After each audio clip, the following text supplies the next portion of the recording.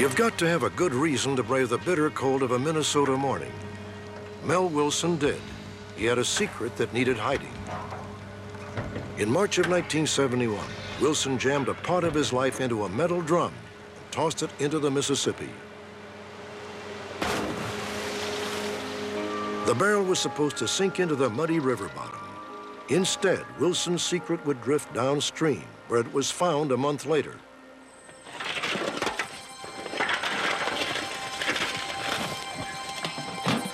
It was nearly $250,000 in cash, and not worth a cent. Every last dollar was counterfeit. Tucked among the bundles were sets of metal plates used to print the bills. After dumping the contraband, Mel Wilson eventually left Minnesota and dropped from sight. He was never seen again. 25 years later, in Hawaii, 3 of Mel's 5 children from his 2 known marriages met face to face for the first time. So he was how old when I was born? 24. Now that they had found each other, the sisters began to piece together the mystery of the man they never really knew, their own father, Mel Wilson. Mel Wilson wasn't a person who could be taken at face value.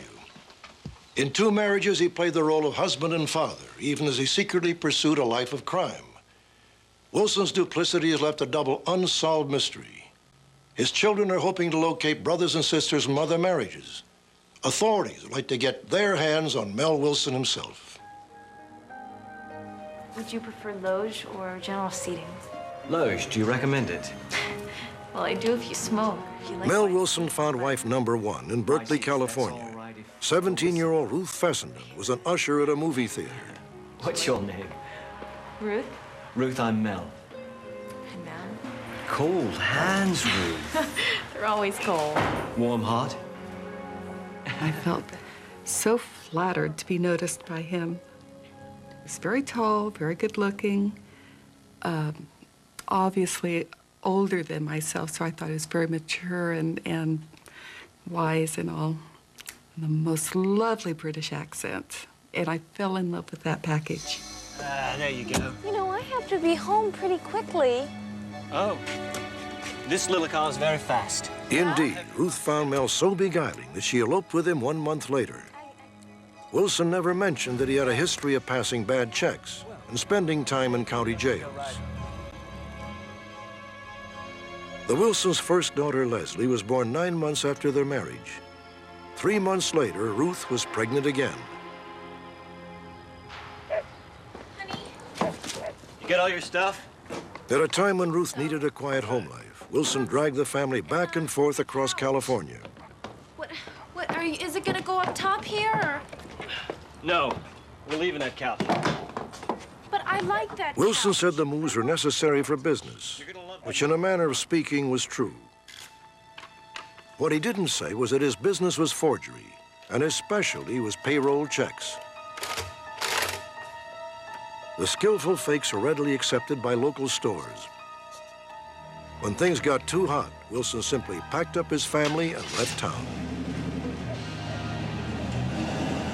It's not complimentary to myself, but I was kind of caught up in his aura and not wanting to think that anything was wrong, and being very sure that I was a very lucky woman to be married to this charming man. In 1953, Wilson was finally arrested and sent to prison. His 3rd daughter was born while he was an inmate at San Quentin. After his release, Wilson abandoned Ruth and their 3 daughters. He later did more time, a 2-year stint at Leavenworth. Thank you for joining me for dinner. Well, thank you for inviting me. In 1963, Wilson turned up in Las Vegas. Now 36, he began to romance 19-year-old Amanda Satter. Oh, They're beautiful. thank you very much. Where did you say you were from again? Canada. Wilson didn't tell Amanda about the family he had deserted or his repeated stays behind bars. My parents died when I was young, and I was put in an orphanage. Oh, that's awful. What he did tell her was total You fabrication. know, I was never adopted. I always told myself that I'd find someone and raise a family of my own. Really? That's so funny because... 3 months later, Mel and Amanda were married. Within 2 years, they had a daughter and a son. To the kids, Mel was a perfect dad. And I remember I broke my foot, and I remember my dad carrying me around when I had my cast on, making sure the ice cream truck stopped when I was yelling for it. And I remember him, he used to scuba dive, and we'd always be down at the lake, and he'd be off with his inner tube, and my mom and my brother and I would be up on shore enjoying the water. Remember, we used to go fishing occasionally with the whole family. We also understood that he had a job to do, and if he was on the road, he had to be there. But whenever he was with us, he was, a great dad. It wasn't the Cleavers, but then again, who is?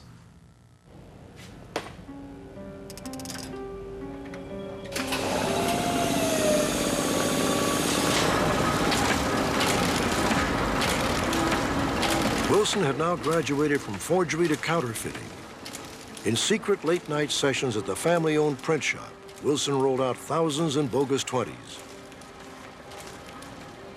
However, when federal agents began investigating, Wilson moved the family and his operation to Minnesota. Within a year, the feds picked up his trail. Wilson then dumped his plates and most of the bills. He kept roughly $12,000 in pin money.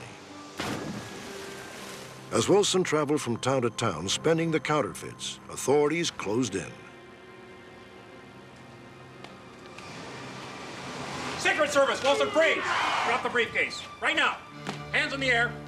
After Wilson was arrested, he cooperated with authorities. He pled guilty and gave them numerous statements about his activities in counterfeiting.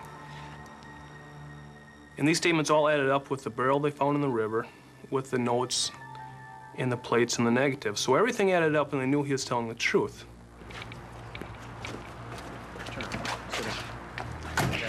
Wilson clearly expected a light sentence, but while out on bail, he learned that he was looking at 25 years hard time.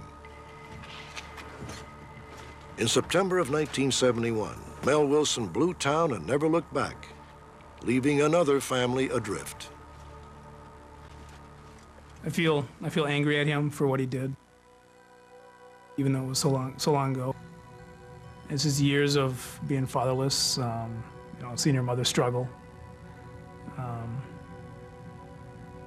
the way our lives could have been instead of the way they were.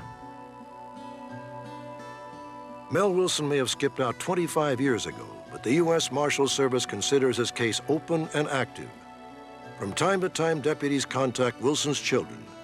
It was during one of those calls that Vicki and David first heard about Mel Wilson's other family. At Thanksgiving in 1996, Vicki went to Hawaii to meet two of Mel Wilson's other daughters, Leslie and Linda. Probably with another family, totally oblivious to what his past is. I refer to Vicki and David not as my half-sister and brother, but my new sister and brother. And I feel like I've always known them, and we've been having a great time. Given Mel Wilson's penchant for marrying, fathering children, and then disappearing, the sisters can't help but wonder if there are more siblings waiting to be found. I've never seen that one. Well, when we talk to each other, we always say we probably have more brothers and sisters out there. It's just, I'm sure he didn't stop living after he left. This computer-enhanced photograph shows how Mel Wilson might appear today at the age of 69. He is 6 feet tall, and when last seen weighed 180 pounds. Wilson reportedly had a fondness for music and enjoyed singing in choirs.